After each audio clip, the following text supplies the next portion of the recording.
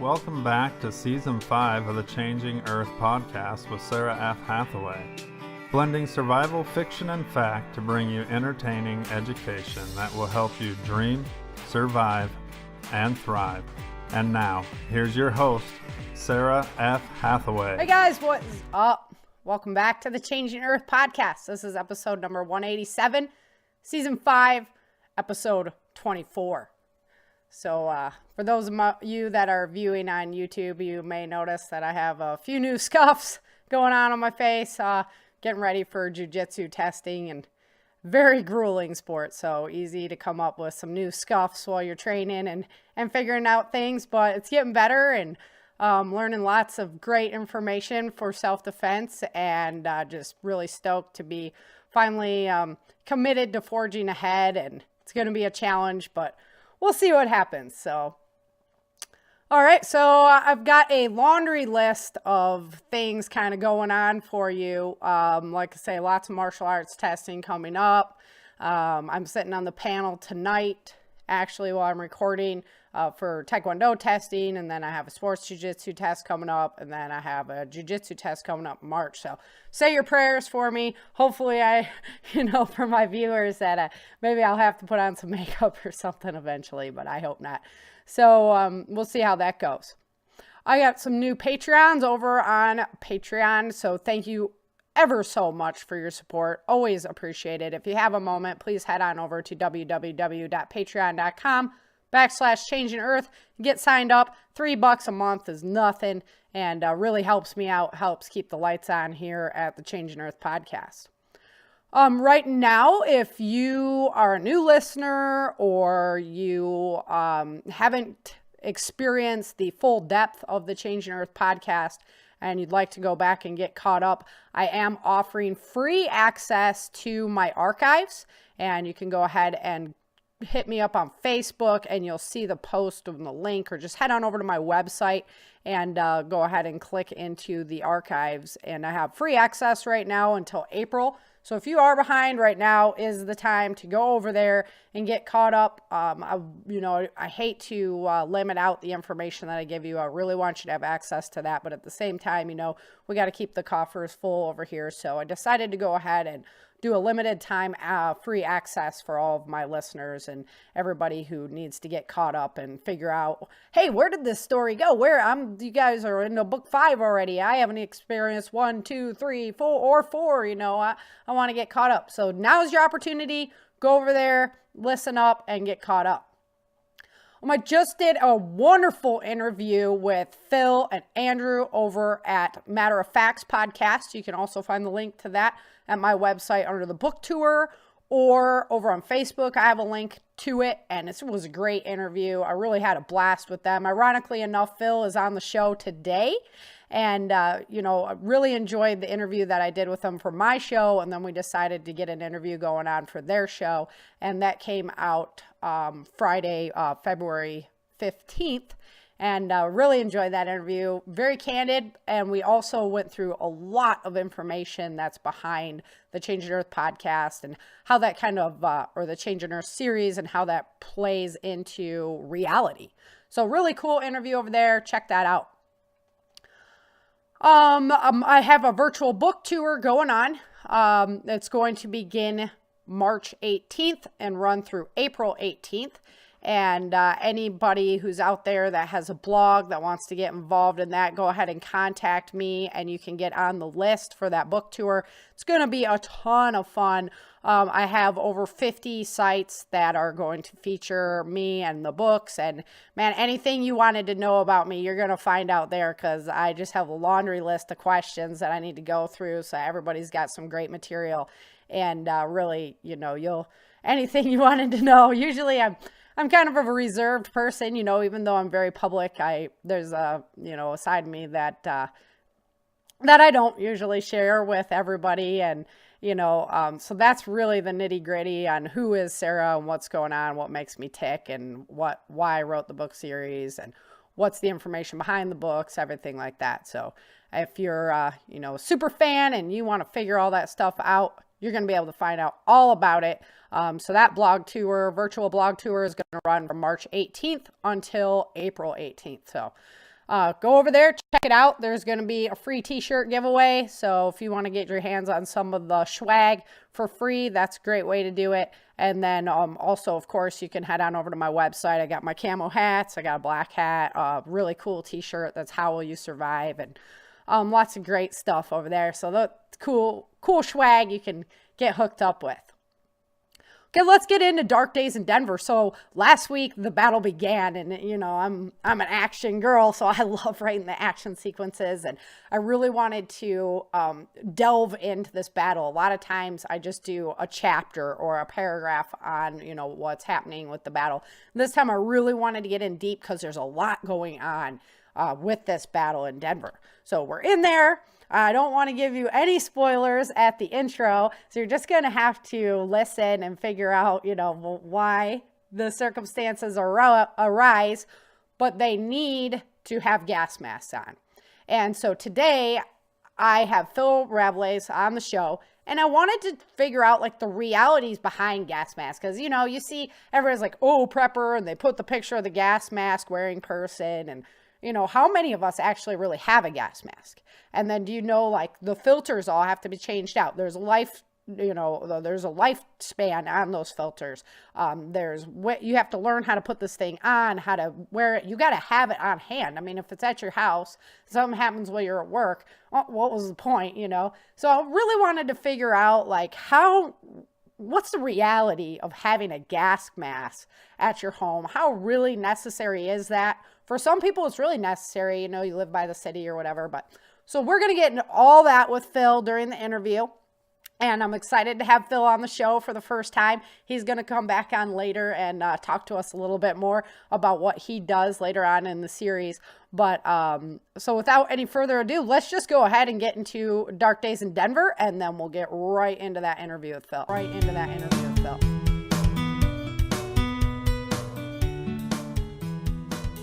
Chapter 24. The next step was to push on through the city to the town of Centennial. The Mercs were stealthily moving through Denver to the west. The mercenary army took Dolores's cloak idea and multiplied it. All the Mercs were equipped with the cloaks that kept them hidden from thermal detection. The radio on Hensley's pack would crackle every now and again, and the person on the other side would announce their position to Nicholton. The gunfire continued to echo through the night. The muzzle blasts illuminating the darkness displayed a strange mist that floated in on the breeze. "What's going on here?" Nicholton asked Darren as they met in the street. "We've run into a large group of feds hell-bent on holding their position." "It's in that shopping complex up ahead," Darren explained, his eyes wild with combat. Nicholton came to confer with Cassidy and Bennett. "There's no superior position to take them out from," he fretted. "This is going to delay us too much." "Then part of the force should stay here to take care of them, and part of the force should press on," Cassidy suggested. "It's a valid plan, Gunny," Bennett told him. "Who's staying and who's going?" Nicholton asked. "Take Cassidy, Philip, Ned, and Eli," Bennett told him. "We'll stay and mop up this mess." "Sounds good, Patrick. We'll see you in Centennial," Nicholton told him, gathering up his forces. Darren stayed behind to direct his people that remained to help, and Bennett oversaw them. They finally punched a hole in the defenses. Erica squatted by the old sign, waiting for the signal to move up through the parking lot. The sign read, "The streets at South Glen." Fancy, Erica thought. She took up her position at the back of the wedge formation with Vince as they pushed forward. There was a slurry of gunfire as the militia members comprising the wedge next to them moved in to take out some men behind a mass of old cars. Erica watched two of the militia members fall as they overtook the federal soldiers. There were no prisoners. There was nowhere to keep them and no food to feed them. Slinking through the maze of old vehicles, a man popped out. He fired at Star and clipped her ear, but the girl was fast and he fell dead before anyone could even blink. Star held her ear for a moment, but there was no time to worry about it now. "Keep your heads up, people. They could be anywhere out here," Bennett instructed. The wedges were finally collapsing on the building when suddenly a grenade exploded, blazing brightly in the night. Erica watched body parts flying through the air, and an arm landed at her feet. "Holy shit!" Erica yelled. "Keep moving, guys. We need to breach those doors in 3 seconds," Bennett commanded, keeping everyone focused. There was a loud boom as another grenade exploded. This one was misthrown and didn't connect with its target, but it blasted bits of sidewalk and chunks of metal at the militia members, pressing in towards the door. The force hesitated its advance. "Go, go, go!" Erica yelled, pressing them forward with urgency. The horde of attackers dashed forward suddenly and breached the doorway. She watched the first line of people flood in. They were met with a barrage of bullets and fell dead in their tracks. The feds were waiting for them. Erica hit the deck, watching the bullets fly out the door. "Everyone okay?" Bennett asked, checking the status of his team. They answered back positively. "Darren," he called to the man leading the team beside them. "Yeah," Darren replied. "Get that shield team over here," Bennett commanded. A line of militia members with riot shields moved into place. They were backed by individuals with automatic weapons. "Let's move them forward, Darren," Bennett instructed, moving his team into position behind them. The group pushed forward as one unit. The shield bearers stayed low and held tight to the only defense they possessed from the spray of bullets coming out the door. It was essential that they hold the line so the gunners behind them could press forward. The gunners tried to pop up and fire shots aimed to kill the soldiers firing the bullets without hitting their own shield protectors in the process. Erica crept forward behind the shield man. Her heart was pounding like crazy. She heard the federal soldier on the other side of the line calling for another magazine, so she popped up and put a bullet in his head. She was so thankful for all the accuracy drills Bennett had her run through over and over. Her muscle memory took over and the soldiers dropped like flies. The gunfire began to slow as Erica breathed a sigh of relief and looked at Vince. He was smiling a little, showing off his missing tooth. They breached the doorway and now they pressed through the building. "Don't hurt us," a woman clutching to an infant cried. "We're not here to hurt you," Darren consoled her. "What are you doing here?" Erica wondered, approaching them. "They were taking us to Mexico to be sold," the woman answered. "With the flooding, they held us here until they could get through the south again. We have people that need medical attention." "We'll get you taken care of," Erica replied, looking to Darren. "Nikolai," he called, "take these people to my wife at the med center." "Aren't you Erica Moore?" a man questioned from the group of refugees.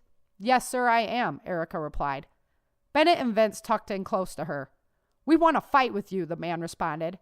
Erica looked to Bennett. "We could use the help. The soldiers that fell have weapons. Get your group together, arm yourselves, and report to this man here," Bennett instructed, indicating Darren. The remainder of the unit was sweeping through the complex, rescuing people and taking out any federal stragglers. Bennett radioed to Nicholton about their success.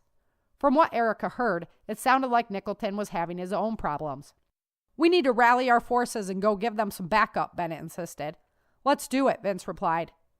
Regrouping the forces, they continued to push on towards the east.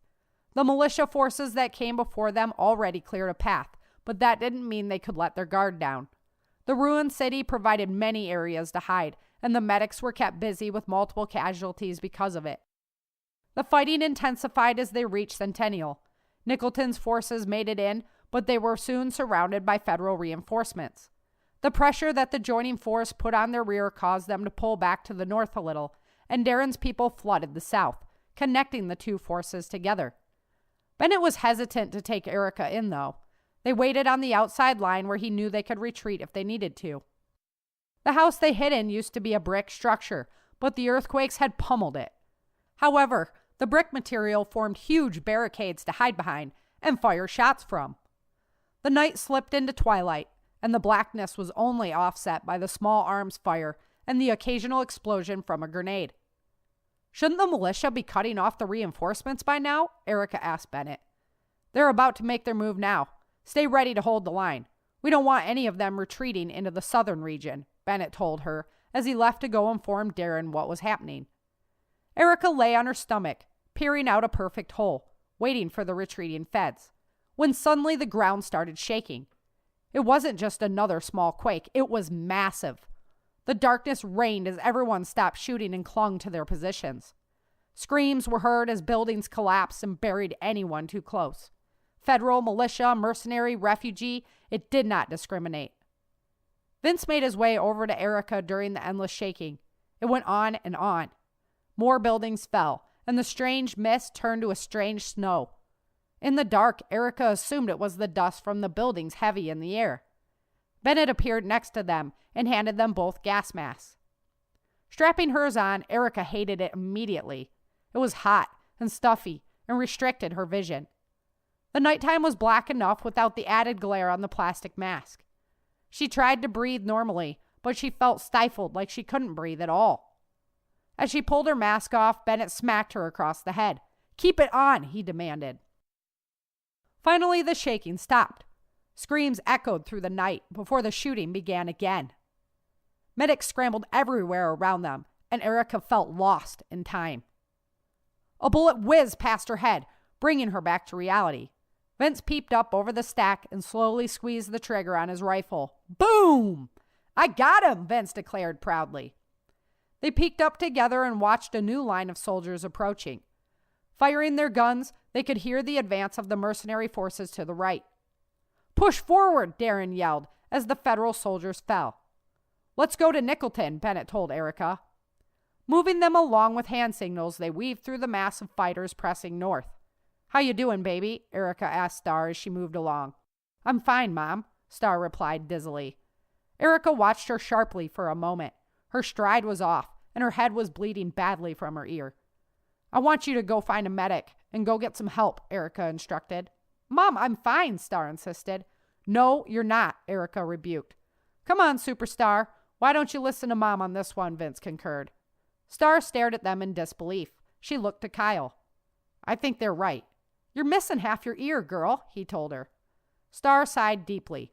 "Fine, but you guys better kick some ass for me," she responded, heading over to a medic. Erica watched her go, and Star helped the medic carry another body out on the way. "She's one tenacious lady," Erica mused. They finally reached the entrance to the Best Western that Nickelton's forces were occupying. He met them on the street. "I'm not going back up there with the quake activity. It's going to come down soon," he predicted. "Couldn't agree more," Bennett replied. They set the men to work building a large barricade at key entrance routes and dug in for a long night.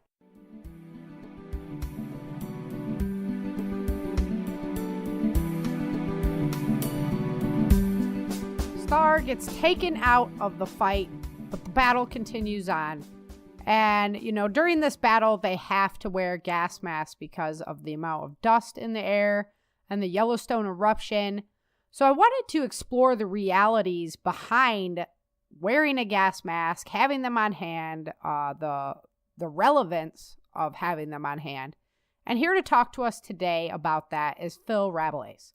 Phil is the host of the Matter of Facts podcast, and he's also the author of American Insurgents. Phil is a born Texan raised in southeast Louisiana.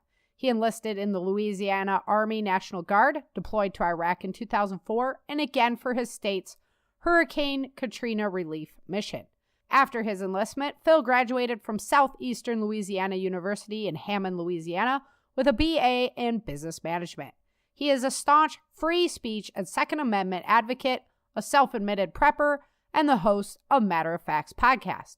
The podcast is based in no small part on his belief in self-reliance, small government, and the right of people to defend themselves.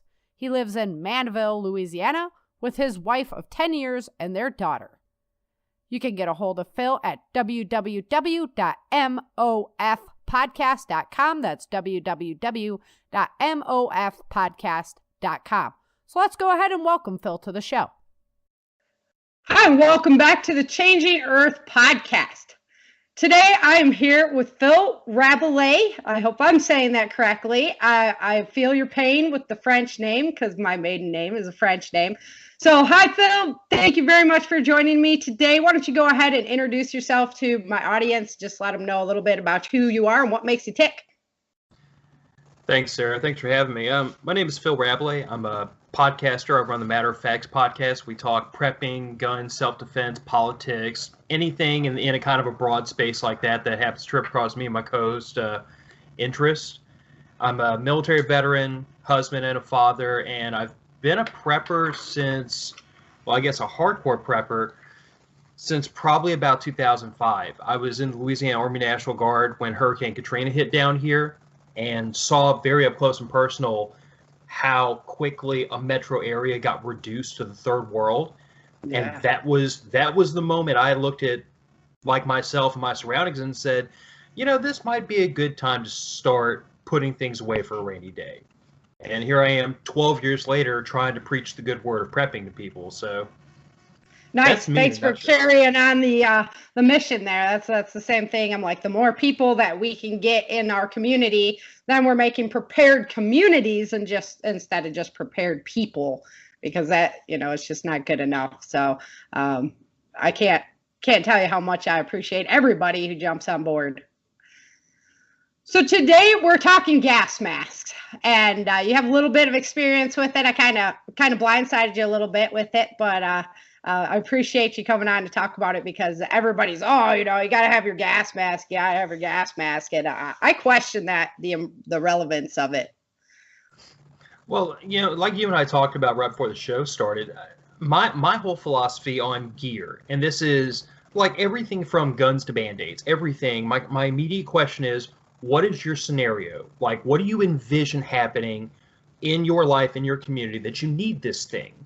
Now, when I talk to people about having like a rifle and 1,000 rounds of ammunition put away, I'm envisioning what I saw during Hurricane Katrina: massive looting, borderline rioting, home invasions, violence in the streets. And I'm anticipating you having to put down a pretty fair amount of hate to defend your family.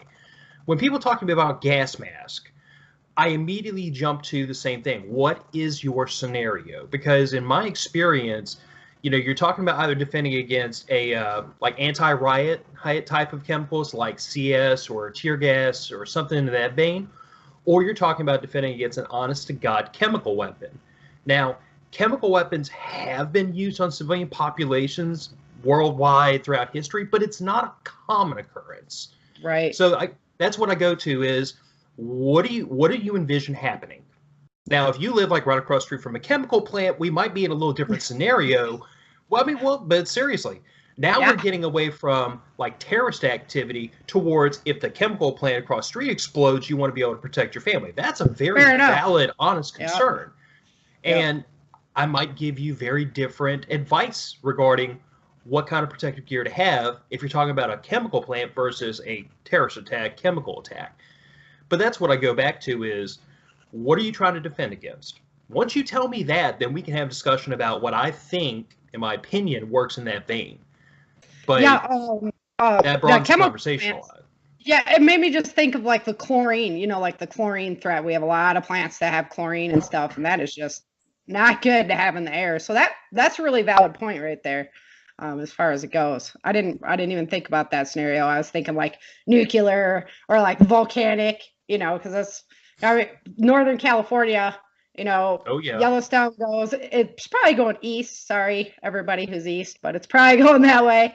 But we do have Mammoth, and Mammoth's actually a sleeping super volcano that like not a lot of people even talk about because it's way too close to huge areas, right? So that's kind of what my thought is. And in my book, this chapter, that's what they're fending off against, is like a volcanic eruption. So that was kind of, I tend to stay kind of earth-based, but the chemical plants is huge. I mean, chlorine can just make huge dead areas, and if you're without, you're without. This is it's on topic, but not one of the questions I gave you. Have you ever heard of the gas mask in a can? Gas mask in a can? No, I can't say I have. Yeah, not by that name, at least. Yeah, one of the DMAT interviewees that I have on my show, she was talking about the gas mask in a can. I'm like, how does that even work? So I was just curious. Well, I mean, further down the list, you did get into like how to store a gas mask, and right. If that's what you're referring to, then yeah, I agree that your protective gear should be not necessarily airtight, but in some kind of a sealed container to rule out dust, dirt, debris, critters crawling into your mask, stuff you don't want. Right. That would suck. You put it on, there's like a huge cockroach in there or something. Ew. Well, I mean, just go the other direction. If let's say you get a handful of critters crawl inside the filter element and it's now jammed shut, you now have a very fancy looking paperweight on your hands. Yeah, fair enough. So when you're out looking for a gas mask, we have so many military surplus supplies. Is that a viable place to get it? Like, would you recommend that people go and buy military surplus for a gas mask? I have two thoughts about this. First of all, it kind of relates back to like my philosophy of home defense, because I used to be a dyed-in-the-wool AK guy when it comes to semi-automatic rifles. I have magazines and ammo and this and the other, but I put the AK aside and start building an AR and stocking up 5.56 because it occurred to me, one of our biggest suppliers for 7.62 by 39 ammunition in this country comes from overseas, so the supply could drive very quickly. It's a common round, but it's very easy for, let's say, tinfoil hat wearing, the state to suddenly say no more ammunition imports, and that caliber basically disappears from store shelves. So I look at purchasing surplus masks in this way.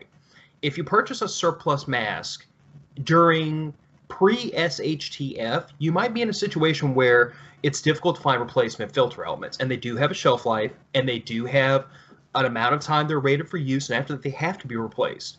So if your supply is going to be dictated by what you can find on a surplus shelf or on Amazon or on eBay, and you don't know how it was stored, and you don't know how long it's already been used or if it's still good, that makes the surplus mask option a little less appealing than a commercially available mask where you can order this stuff and it comes sealed and packaged and you can stock up 10 of them. On the other hand, if you envision maybe being in a situation where there's going to be lots of military surplus gear lying around, like post-collapse, then having the same equipment as your military makes a hell of a lot of sense all of a sudden.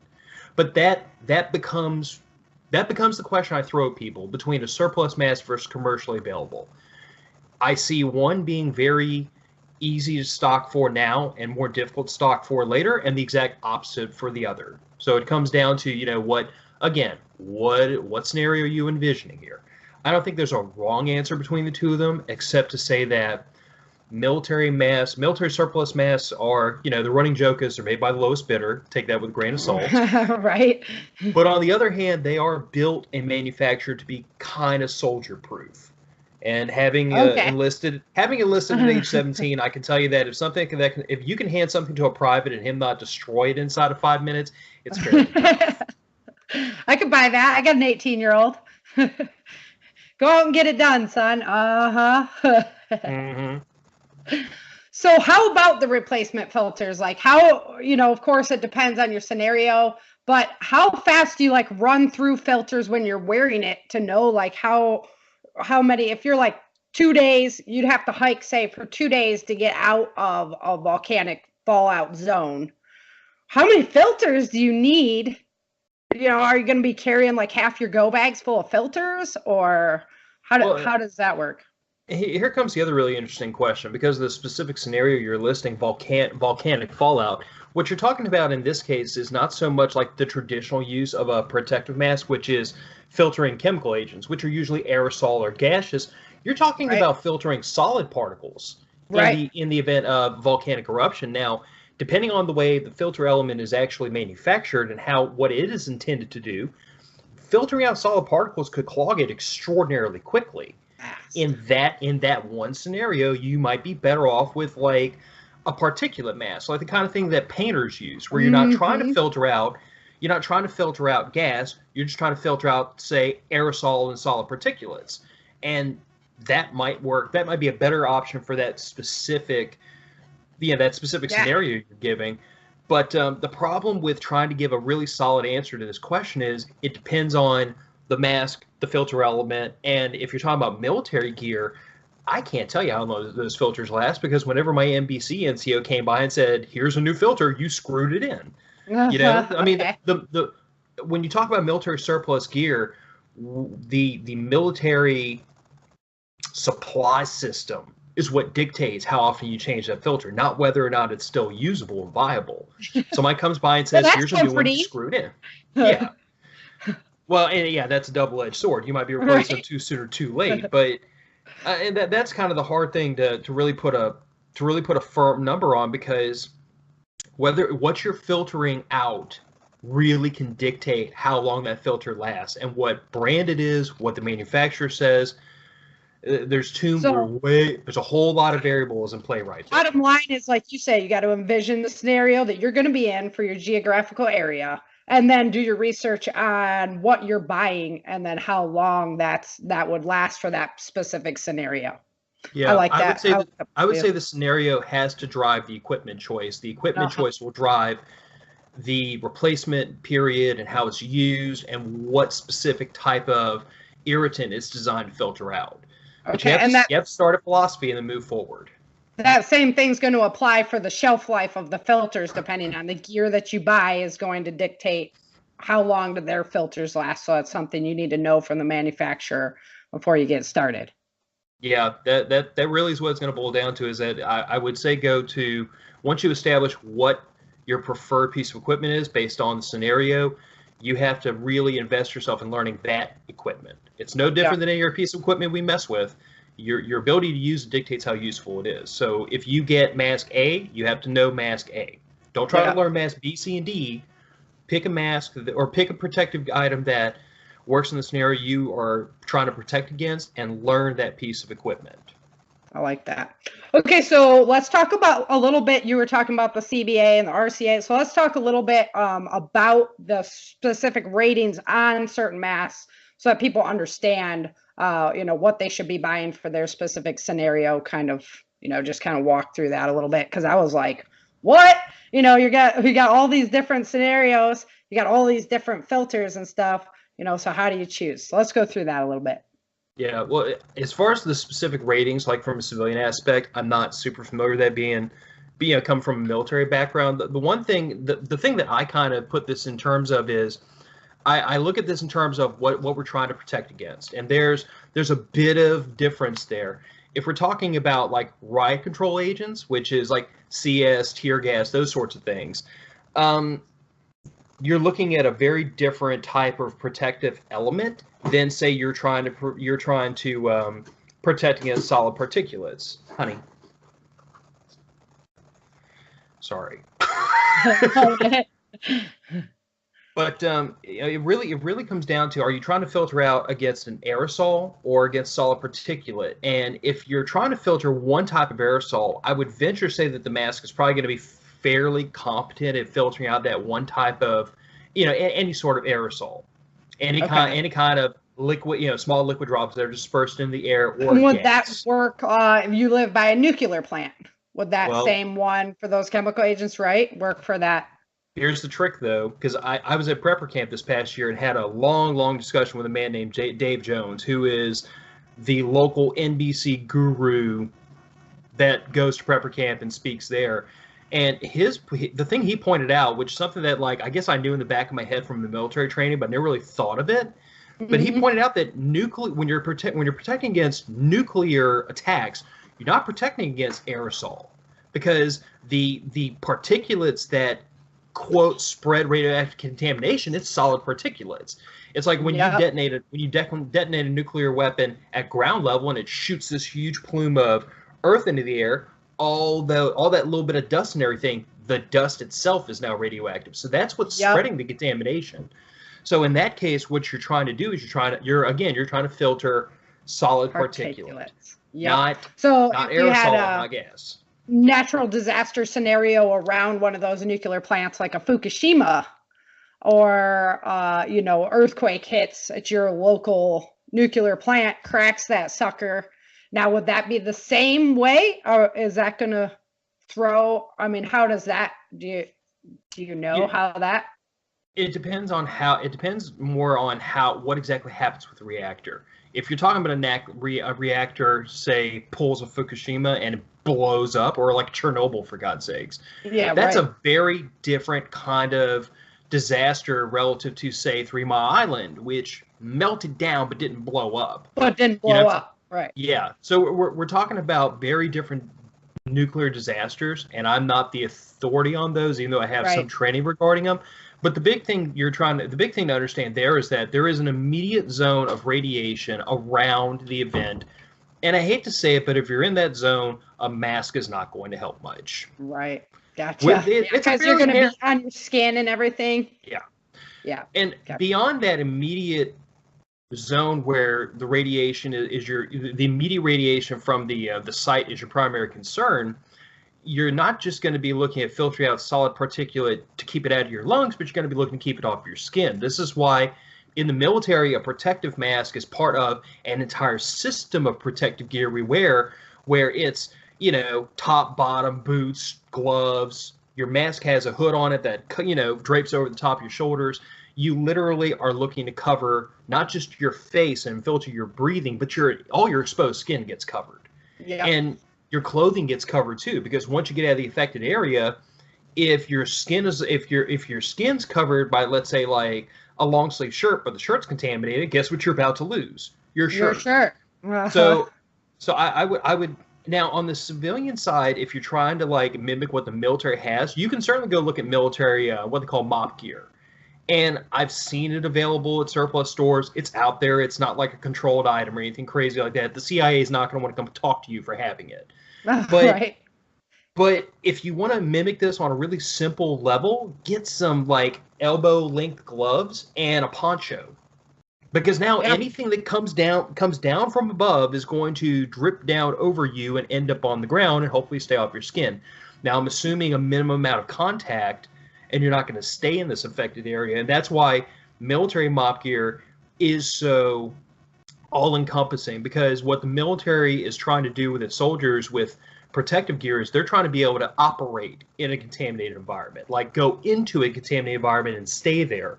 Or if, let's say, we're occupying a post on foreign soil and we get hit with a chemical agent, we can't just run out the back door and leave. Right. We got to stay there. We got to stay there, deal with the problem, decontaminate ourselves in the environment. So it's a very different philosophy of use between military protective gear and civilian. Civilian, I am assuming you're evacuating as quickly as possible. So your protective gear probably needs to be more focused on, protect your breathing and cover your skin as well as possible, and just get the hell out of the immediate area. Yeah. But as far as like the civilian ratings on filters, I'm not a filter manufacturer and I don't know. What I can tell you is that it really depends on, again, are we trying to filter solid particulate? Are we trying to filter aerosols and gases? Are we planning on our local 3-letter agency shooting CS tear gas through our windows? Or are we talking about a chemical plant explosion across the street? It's a different scenario, and to me, that's going to drive your equipment choice. That makes a lot of sense. That really puts it in perspective, because I was like, dude, with all these options, well, is there like one mask, like a one size fits all? You can just get it and go for it. So, no, I can tell you that from the military perspective, our filter elements were not. It wasn't like they gave us one filter element for CS and another one for like sarin or some hardcore nerve agent. They gave us the filter that we were given was meant to filter aerosols, because 98.9% of your chemical weapons are aerosol. Yeah. We stopped using gaseous chemical attacks. World War II? Because they're very difficult they're more difficult to package, they're more difficult to move, they're more difficult to deploy, they're more difficult to predict where they're going. Most of your chemical weapons that I'm familiar with, at least at this point, they're largely aerosol, some gas. But the other thing I wanted to point out was, I'm like, bear in mind that if you're talking about a traditional military application or terrorist application chemical attack, understand that your affected area is going to be fairly small. Yeah. I mean, look at like the range of a CS tear gas grenade. Yeah. It's only gonna spread out about 10, 15 yards max, and then it's gonna dissipate a heck of a lot. Now, the dissipation rate and the concentration at which this is still irritant or lethal varies by the chemical agent. But I guess my point is, I'm like, unless you're talking about like the chemical plant across the street blowing up. Yeah. Unless you're talking about that, if you're talking about a traditional terrorist attack, there are a lot of scenarios where they're not as big of a concern, I think, as some people think they are. Like, it's going to be a fairly limited area, unless, God forbid, you're talking about like what's been done in the past, where they release these things in a subway. There's nowhere for the gas to go. That's a very different environment for something like this to be released in, versus if you just pop one loose in my front yard right here, I'm just going to stay inside. It makes sense. Because the odds are I don't have a whole lot to worry about. I mean, I have a modern, well-sealed home, air conditioning, with a central air conditioning. So the odds are that that whatever it is in the front yard is going to stay out there and dissipate. Right. Chemical plant across the street, very different scenario. So let's go with if you are in the danger zone and you go out, you buy this mask and you have all your replacement filters, everything. So how quickly do you have to like deploy that mask to even have it effective? So like you bought it, you stored it with your stuff, and now something happens. How quickly would you need that? Well, it's going to depend on the agent, obviously, but like say it was the chemical plant across the street and it's coming at, would you even be able to get that mask on fast enough? Like, is my question. Is it even worth it?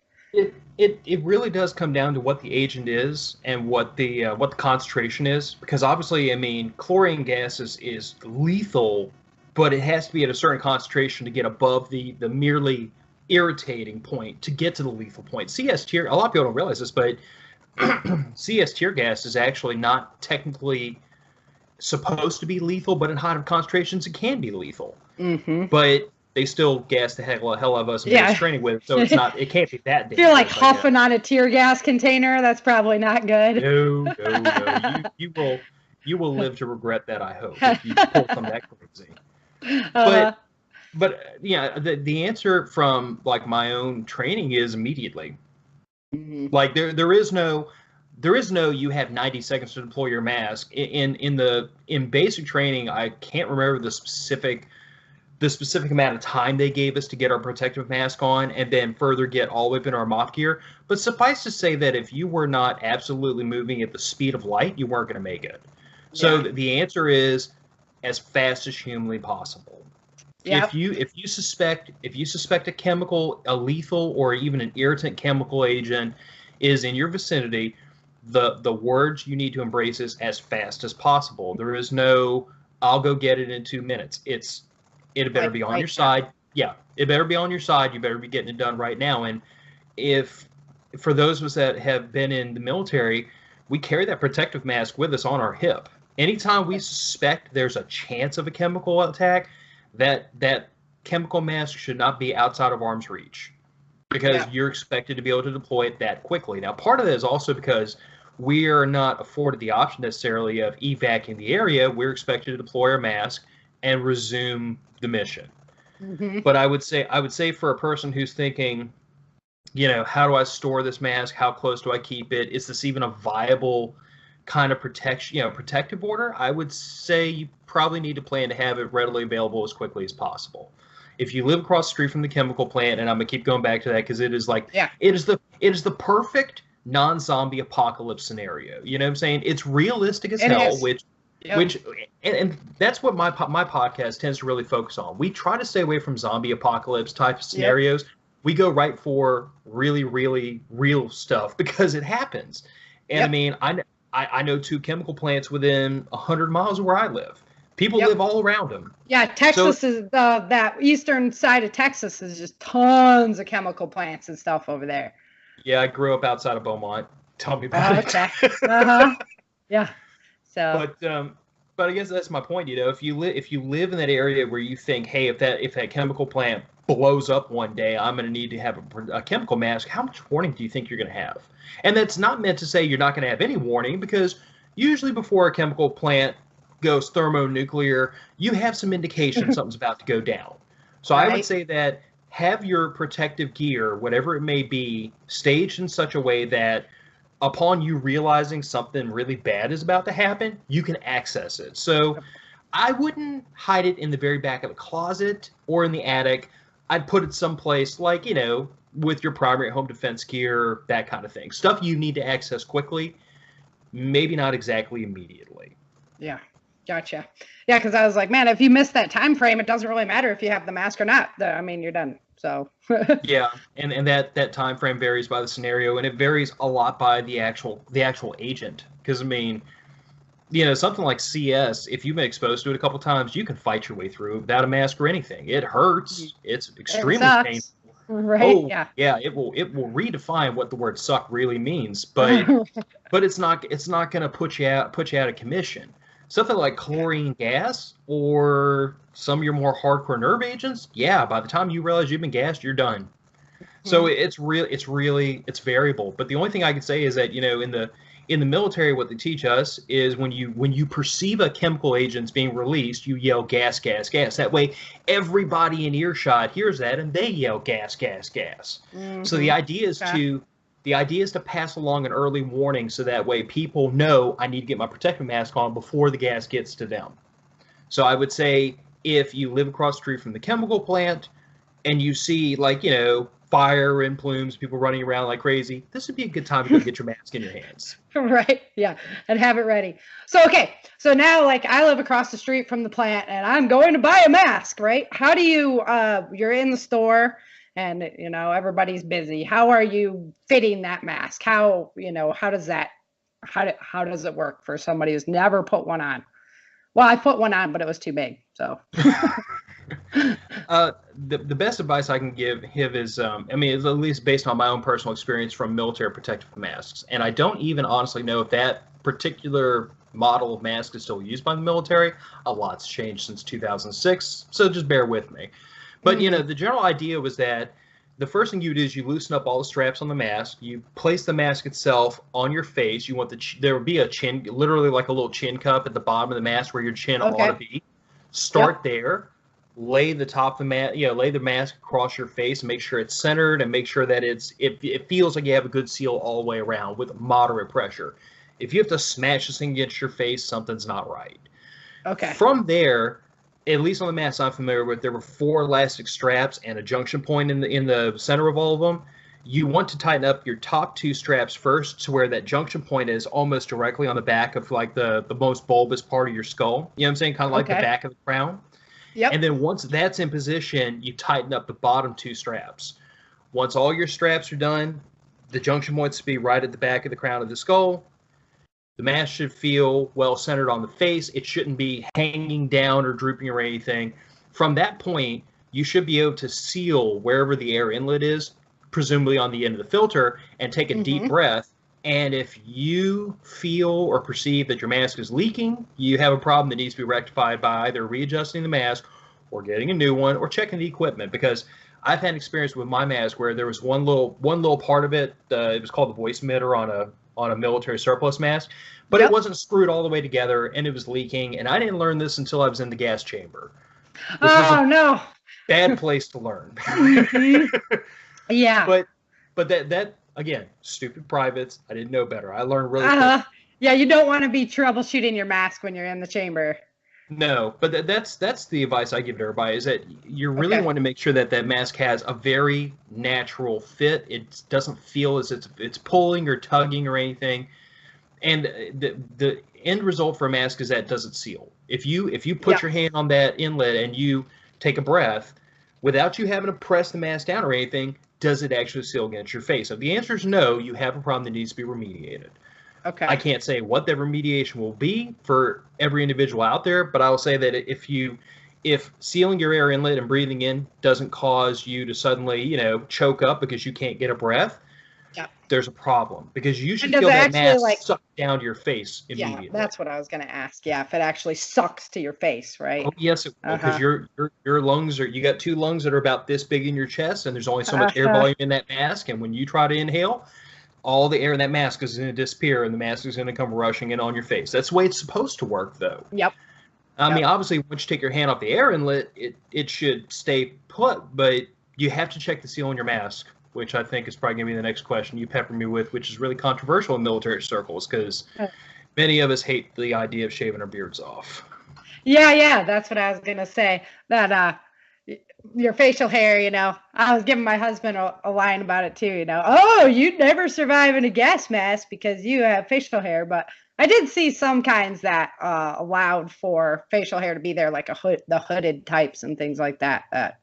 Well, but and see, here's where I've always kind of had mixed feelings about this because the U.S. military has always emphatically stated that the reason for disallowing facial hair, or one of the reasons, other than hygiene, one of the stated reasons is to make sure that our protective masks will seal against our faces. But other militaries around the world don't have the same prohibition on beard growth. I mean, all you have to do is do a Google search of various militaries, and you'll see guys running around with a beard bigger than mine. And it seems to either they don't care if their people get gassed, or their masks work over beards. I don't know what the issue is. I guess what I'm gonna say is I would not immediately rush to the idea that if you're not clean shaven and baby faced, you're gonna die in a chemical attack. I would just say pick your equipment and test it on your face. And if it works with that, if it works with a beard, then rock on. The only thing I will bring up is, remember we talked about earlier in the conversation, we talked about like one of the intents of protective gear is to prohibit this agent from getting onto your skin, your clothing, and everything else, so you don't have to decontaminate as much of your body afterwards.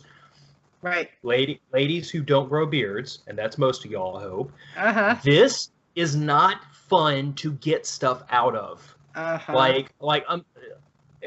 the trouble women have to go through to shampoo their hair, we have to go through with our beards every now and then, or if you get something really cruddy or shoved in it, it's a situation to get it out. Now, if you're talking about trying to decon after a chemical attack, you are going to have to decontaminate your beard and your facial hair, and it's going to be more troublesome than if you were baby-faced. Yeah, probably the easiest way is just shave it off at that point and start over. Yeah, potentially. I mean, if you got a Duck Dynasty going on and it's down to your chest, I mean, you're gonna be washing that for a bit to get whatever this agent is out of your hair and off. That's so true.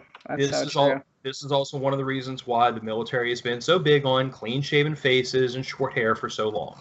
Yeah, because they don't have to deal with it. Yep, from a decontamination and even a hygiene point of view, it is a lot less to deal with. Yep. Yeah, you got all kinds of bugs and everything that like it too. Yep, and for the ladies out there that like to grow their hair long, bear in mind you're going to be in the same situation. You're going to have more of an issue ahead of you trying to decontaminate your hair from whatever it is you were trying to protect against. Now, a hooded mask can help eliminate a lot of that, but it's something you have to consider. Yep, I like that point of view. Good thing mine's nice and short right now. No worries. Yeah, male pattern baldness is helping me out with that. Yeah. Well, Phil, I think that pretty much takes care of it. Do you think there's anything else that's really, really relevant that the audience should know when it comes to like gas mask basics? No, and I mean, I really do think this is gas mask basic. About the only thing that we didn't touch on that I did actually stick in my notes to bring up was probably the one thing that people who are really new to gas masks lose sight of is to try to control your breathing when you're wearing the mask. The mask is going to add a certain amount of additional, what's the word I'm looking for here? It's going to make breathing a little more difficult because you're literally breathing through a filter element, which is going to impart some additional drag or, difficulty in breathing. So the tendency is towards labor breathing, where you start taking shorter breaths and more rapid breaths, which lead to hyperventilation, which is a really, really bad thing in a survival situation of any sort. So the thing that was impressed upon us and that I try to impress upon other people is that if you're wearing gas masks, the thing you have to work towards is to take slow, deep breaths and control your breathing. It's standard advice in a lot of circles, but it's something that's very easy to do if you're not used to wearing this protective mask. And at the same time, I hesitate to tell somebody to wear a protective mask just to get used to it because now you're degrading the filter element. It's just... Yeah, but they have a shelf life too, so you're going to have to replace event, and you want to get used to your gear.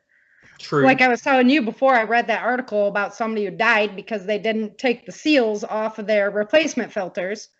And I mean, if you're not used to the gear and you have adrenal stress going and it's not second nature to you, that's going to be a problem too. So if you're in a danger zone, you probably should be practicing.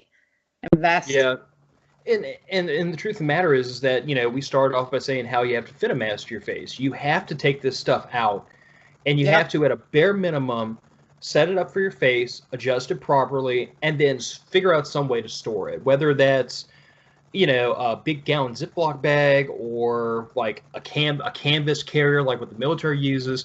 But the idea behind putting your gear in some kind of a carrier is so that you don't scratch your lenses, you don't beat it up, you don't bang it up, you don't get dirt and dust shoved in places it doesn't need to be. It's a piece of equipment that is not as forgiving as some, but more sturdy than others. So I would say once you get it properly adjusted, stage it, set it up in a carrier. That way you can quickly extract from this carrier and don it and go through your normal procedure. And it's something that you can practice just as easily as you practice, your printer survival skills, your fire making skills, you go to the gun range. You should practice pulling this thing out of the carrier with your eyes shut, by the way, because if you think you're being exposed to a chemical, the first thing you do is take a deep breath, shut your eyes. So you have to be able to put this mask on and clear it with your eyes shut, without looking at it, without fumbling with it. I mean, that's not me trying to be an alarmist. That's just me saying that's how these things work. So how do you clear it? Clearing a mask is an amazingly simple procedure. Some people try to make really complicated. Once you get the mask on your face, you get the straps pulled tight and everything. There's almost always a one-way valve on the mask that allows you to blow breath out so that it doesn't break the seal on your mask every time you exhale. Cover that and blow out as hard as you can, and that will use the air that's stored in your lungs that hopefully you took a good breath in before you start putting this mask on, and it will, if there's any chemical or aerosol or anything within the confines of the mask, covering the air outlet and blowing out will blow all that out so that you have clean, clear air inside the mask. And then once you clear the mask, that's when you cover up the air inlet, breathe in, and suck it down your face and make sure it's sealed. From that point, you should have a clean environment within the mask. You should be breathing filtered air. You should be okay. All right. But that whole procedure of pull out, put on, clear, and seal, that's a sequence of events you have to practice until it becomes second nature. Yeah, I agree. If you're in the danger zone, get on it. So. Alrighty, Phil. Well, thanks so much for your time. I want you to go ahead and let people know where to find you, where to find your podcast, because I'm going to put it on my playlist. All right. Well, Matter of Facts podcast. You can search for us on. I know we're on iTunes. Yeah, on Stitcher yet? I really should have been better prepared for that question of all things. Yeah, iTunes and Stitcher. You can search for us on Facebook. Matter of Facts podcast. We have a page, and we have a closed group, which we're really only closed so that people can talk freely inside that group, and people who don't belong in the group and aren't in the know can't, creep on everybody else. We're really easy to find on Instagram. We have a YouTube channel we do very infrequently on, and we have a blog, mofpodcast.com. Okay. Awesome. Well, thanks so much for your time today. This is one of the aspects I really wanted to explore because everyone's like, oh, gas mask. Prepper, doomsday, gas mask. I'm like, really? I don't know. I don't know if I'm taking stock in that. Again, in a certain situation, I would put a gas mask pretty high up the need list. In other situations, I don't own one. I think it really depends on where you're at. It really does. It depends on your scenario, depends on where you're at, what's around you, what you anticipate. But that is true of any gear that we prep or anything we stock. You have to start with what is this for before we get to the point of allocating money towards it. Mm-hmm. Yeah. All righty, Phil. Well, thanks so much for your time. I appreciate it. Anytime. Appreciate you having me. Thanks, Phil, so much for coming on and talking about the realities of these gas masks. I really think it depends on where you are geographically, how pertinent having one on you is going to be. So my friend Sam Bradley has the gas mask in a can, and that's a great idea. It's with you all the time and stuff like that, especially, she is in some occupational areas where it would definitely be a good call to have one. But if you're not, you're living in a rural area, that kind of thing, I'm not so sure of the relevance of having one, especially with all the gear maintenance that you have to do on those. I really appreciate your time coming on and discussing that topic with us. It's something I haven't done and I always have been interested in. I want to give a shout out and a huge thank you to all of my Patreon members. You guys make the Changing Earth podcast go round, and I just really appreciate your support. It really helps to keep the show running and lets me know that you really value the information that I'm sharing here with you. If you would like to become a Patreon member, head on over to www.patreon.com/Changing Earth, or head on over to my website at www.author-sarah-f-hathaway.com. If you want to do a monthly plan, Patreon is where it's at. And if you want to do a yearly plan, I have that option at my website. Thank you guys very much for spending your time with me this week. Always my pleasure to have you here with me. And I can't wait because, my book is really going to get going now. And we got a secret little twist at the end if you haven't read it yet. So just stay tuned for that coming up. And it's going to be a lot of fun. So until next time, remember, dream, survive, thrive. Thank you for joining Sara for this episode of the Changing Earth podcast. Don't forget to pick up your copy of Day After Disaster, Without Land, The Walls of Freedom, Battle for the South, and Dark Days in Denver at www.author.sarafhathaway.com. If you love Sara's books and this podcast, please head over to Amazon or iTunes and let everyone know by leaving a review.